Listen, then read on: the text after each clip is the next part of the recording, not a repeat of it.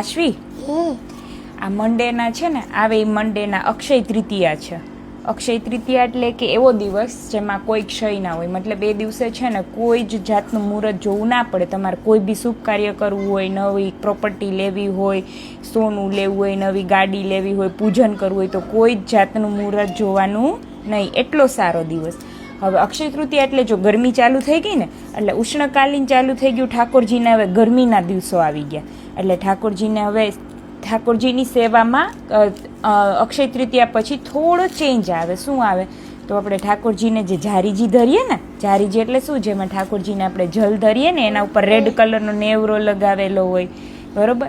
તો હવે ઉષ્ણકાલીનમાં હવે શું કરવાનું, અક્ષય તૃતીયા પછી હજી એક્સ્ટ્રા મોર જારીજી ધરવાના, અને એ કુંજા કે જારીજી માટીના હોય, અને એની ઉપર નેવરો કેવા કલરનો લાગશે, વ્હાઈટ કલરનો. એના લીધે જલ વધારે શીતળ બને, વધારે ઠંડુ બને, બરોબર.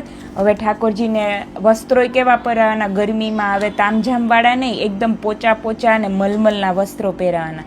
પછી ગરમી ના લાગે એના માટે શીતકાલીન ફેન કરવાના. પેલા પંખાથી આમ હવા નાખતા હોય ને એવા, હા, કંસના સિપાઈ એને નાખતા હતા ને એવા પંખાથી હવા નાખવાની. ઠાકોર આગળ ફુવારા ચાલુ કરે એટલે શું થાય, આખું વાતાવરણ ઠંડુ ઠંડુ થઈ જાય. અને ફુવારાની અંદર નાના નાના ટોયઝ મૂક્યા હોય, એટલે ભગવાનના કૃષ્ણ સિરિયલ જોવામાં રમતા હોય, હા, આ ઈ પોચા પોચા ફુવારામાં ટોયઝ મૂક્યા હોય, એટલે એનાથી કેવો ભાવ પ્રગટ થાય કે ઠાકોરજી જાણે જમનાજીની અંદર ખેલી રહ્યા હોય ને એવું ફીલ થાય. એના માટે પછી ઠાકોરજીને ઉષ્ણકાલીનમાં ગરમીના લીધે છે ને ભોગ જે આવે ને ઠાકોરજીનું, એમાં બી થોડા ચેન્જીસ આવે. ઠંડક માટે એવા શરબત, મતલબ આમ પન્ના, મિશ્રી પન્ના, એવું ઠાકોરજીને ધરવાનું, ઠંડુ ઠંડુ લાગે એવો ચંદનનો લેપ કરવાનો.